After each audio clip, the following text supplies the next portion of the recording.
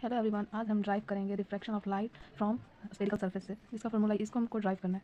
तो इसके लिए हम लोगों ने एक डायग्राम बनाया है, वो देख सकते हैं। ये प्लेन सरफेस है, यहाँ पे हम लोग एक कॉन्वेक्स लेंस ले लिए हैं। ये यहाँ पे हम लोग का ये रिफ्रैक्टिव इंडेक्स है, जो कि ये रेयर में है और ये डेंसर में है। तो इसका म्यू1 लिए है, यहाँ पे म्यू2 लिए है। और फिर यहाँ ये ऑब्जेक्ट है, इससे हम लोग लाइट पास करवाएंगे तो ये यहाँ जाकर इमेज बनाएगा। और ये एंगल यहाँ पे हम लोग नॉर्मल ले लिए हैं और ये सेंटर है। नॉर्मल हमेशा सेंटर ऑफ कर्वेचर से क्रॉस करता है। तो ये हो गया हम लोग का एंगल ऑफ इंसिडेंस, क्योंकि नॉर्मल से पास किया है। इधर एंगल ऑफ रिफ्लेक्शन। यहाँ पे इसका हम लोग को ज़रूरत पड़ेगा इस डायग्राम में। तो यहाँ पे एक हम अपर्चर बना रहे हैं, जिसको हम लोग एम माने हैं, और यहाँ पे एम।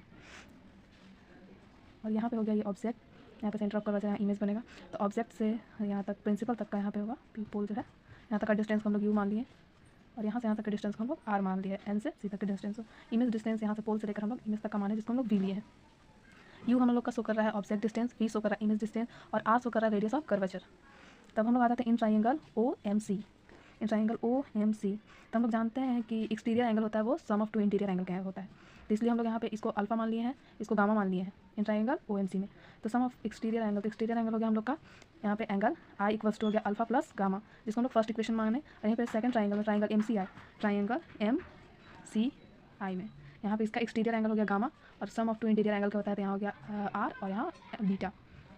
यहाँ पे हो गया gamma equals to beta plus R. तो यहाँ से आर का वैल्यू हम लोग निकाल लेंगे, गामा माइनस बीटा। इसको हम लोग सेकंड इक्वेशन ले लिए। फिर स्नेल्स लॉ के द्वारा हम लोग जानते हैं sine I upon sine R equals to mu two upon mu one होता है। अगर साइन आई अप्रॉक्स बहुत छोटा है तो उसको हम लोग आई ले लेते हैं, और साइन आर छोटा है तो उसको भी आर लेंगे, जिसका if it's I is small, मतलब एंगल इसका छोटा होता है। यहाँ पे आई अपॉन आर इक्वल्स टू हम लोग लिख सकते हैं mu two by mu one. हम लोग यहाँ आते हैं, तो यहाँ पे हम लोग इसको क्रॉस मल्टीप्लाई करवाएंगे, तो यहाँ पे आ जाएगा mu one I equals to mu two R. इसको हम लोग थर्ड इक्वेशन मान लिया। अब हम लोग करेंगे put the value of equation first and second in equation third. ये इक्वेशन थर्ड है और हम लोग का यहाँ पे ये इक्वेशन फर्स्ट और ये इक्वेशन सेकंड। तो ये दोनों इक्वेशन को हम लोग इस इक्वेशन यहाँ पे वैल्यूज का पुट करेंगे आई और आर का। तो जब हम लोग इसको पुट करेंगे तो यहाँ पे आई का वैल्यू आया था अल्फा प्लस गामा, और आर का वैल्यू आया था गामा माइनस बीटा। तो यहाँ पे हम लोग दोनों वैल्यू को पुट किए हैं, फिर हम लोग इसको सॉल्व करेंगे। तो यहाँ पे मल्टीप्लाई किए हैं, ये देख सकते हैं, यहाँ पे दोनों मल्टीप्लाई किए हैं। हम लोग यहाँ पे प्लस गामा को हम लोग इस साइड ले जाएंगे टोटल। तो यहाँ पे हम लोग यहाँ पे लिखे हैं म्यू वन प्लस, यहाँ से हम लोग माइनस में आता म्यू टू बीटा, तो हम लोग इधर ले आए म्यू टू बीटा इधर प्लस में, और इधर म्यू टू गामा यहाँ पे था, यहाँ पे म्यू वन गामा जो था प्लस में, इधर जाएगा तो माइनस में हो जाएगा। फिर यहाँ से हम लोग यहाँ पे लिखे mu one alpha plus mu two beta, और यहाँ से हम लोग कॉमन लिखा लिया क्या गामा को, यहाँ पे mu two minus mu one आ गया। ये हम लोग का इक्वेशन हम लोग 4 मान लिया।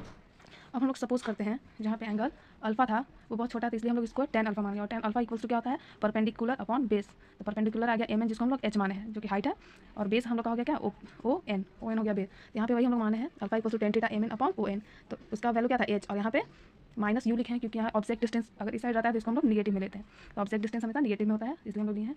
और फिर यहाँ पे हम लोग आ जाते हैं बीटा का। तो बीटा को भी उसी हिसाब से 10 बीटा ले लिए हैं। यहाँ पे हम लोग का बीटा है, तो इसको हम लोग 10 बीटा ले लिए हैं। और इसका भी वही होता है परपेंडिकुलर अपॉन बेस। तो इसका हो जाएगा M N perpendicular upon base. Base हो जाएगा इसका एन आई। तो एम एन आई, तो एम एन एच हो गया और एन आई वी हो गया। तो यहाँ पे हम लोग वही लिखे हैं एम एन, और एम एन का आ गया एच और एन आई का आ गया वी। गामा का भी उसी की तरह किए हैं 10 गामा, तो उसका M N upon N C H upon R आएगा। तो यहाँ आप देख सकते हैं M N upon N C, जिसका ये आर आ गया और ये एच आ गया। फिर यही सब वैल्यू को हम लोग फिर करेंगे। हम लोग put the value of alpha beta and gamma in equation 4। Equation 4 हम लोग यहाँ पे ऊपर में देख सकते हैं, हम लोग का इक्वेशन 4 आया था, इसको हम लोग पुट करेंगे वैल्यू को। तो हम लोग यहाँ पे देखे थे कि अल्फा का वैल्यू आया था एच अपॉन, यहाँ पे देख सकते हैं आप, ये आया अल्फा का वैल्यू, ये बीटा और ये गामा। ये तीनों को हम लोग पुट कर देंगे इक्वेशन 4 में, अल्फा की जगह पे, बीटा की जगह पे, और ये यहाँ पे गामा की जगह पे। तो यहाँ पे जानते हैं, यहाँ पे अगर हम लोग यहाँ से निकालेंगे एच को कॉमन ले लेंगे, यहाँ पे आ जाएगा म्यू टू बाई वी, और यहाँ पे माइनस है, यहाँ आ जाएगा mu one upon U equals to, और यहाँ पे mu two minus U upon R. और यहाँ पे जो हम लोग एच कॉमन लिए थे उस एच से इस एच को हम लोग काट देंगे, इसलिए एक स्टेप यहाँ पे वो मैंने क्रॉस किया है। और यहाँ पे आप देख सकते हैं यहाँ से एच कॉमन लेंगे, यहाँ से एच कट जाएगा, तो यहाँ पे आ जाएगा mu two upon V minus mu one upon V U equals to mu two minus mu one upon R. यहाँ से प्रूफ हो गया हम लोग का। Thank you.